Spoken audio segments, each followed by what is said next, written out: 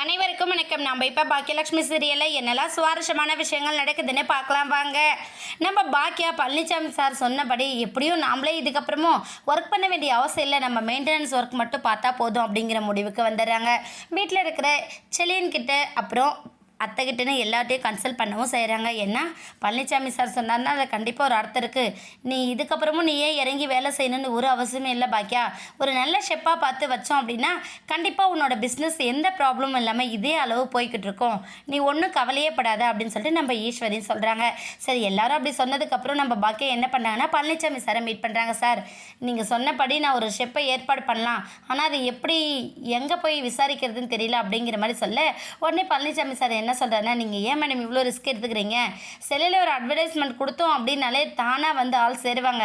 நமக்கு பிடிச்ச ஷெப்பு, அதாவது உங்கள் ஃபுட்டை ப்ரிப்பேர் பண்ணுற அளவுக்கு இருக்கிற மாதிரி ஒரு ஷெப்பை நம்ம செலக்ட் பண்ணிட்டோம் அப்படின்னா எப்போவுமே உங்களோட ஃபுட்டில் இருக்கிற தரம் குறையவே குறையாது, இதே போல் மெயின்டெனன்ஸ் ஆகும் அப்படிங்கிறத பழனிசாமி சொல்கிறாங்க.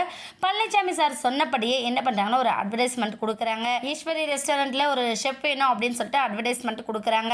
சரி, கண்டிப்பாக ஒரு நல்ல ஷெப்பு வருவார், வந்ததுக்கப்புறம் நம்மளோட பிஸ்னஸும் நல்லபடியாக டெவலப் ஆகும் அப்படின்னு சொல்லிட்டு நம்ம பாக்கியாவும் ஒரு பக்கம் சந்தோஷப்படுறாங்க. இன்னொரு பக்கம் செல்வி வந்து, அக்கா, நாளுக்கு நாள் நம்மளோட பிஸ்னஸ் ரொம்ப நல்லாவே வளர்ந்து வருது இல்லை, இதே போல் இருக்கணும்க்கா, இதே மாதிரி நம்ம நிறைய பிரான்ச்சஸ்லாம் ஓப்பன் பண்ணணும் அப்படின்னு சொல்லிட்டு செல்வி ஒரு பக்கம் சொல்கிறாங்க. கூடவே பழனிசாமி சார், ஆமாம் தங்கச்சி, நீ சொல்கிறது ரொம்ப சரிதான், பாக்கியா மேடம் இன்னும் வளர்ந்து வந்துக்கிட்டே இருக்கணும், அவங்க இது வளர்றது வந்து பத்தாது, அவங்களுக்கான வளர்ச்சி இன்னும் அதிகப்படுத்தணும் அப்படின்னு சொல்லிட்டு அவரும் ரொம்ப நல்லாவே மோட்டிவ் பண்ணுறாரு.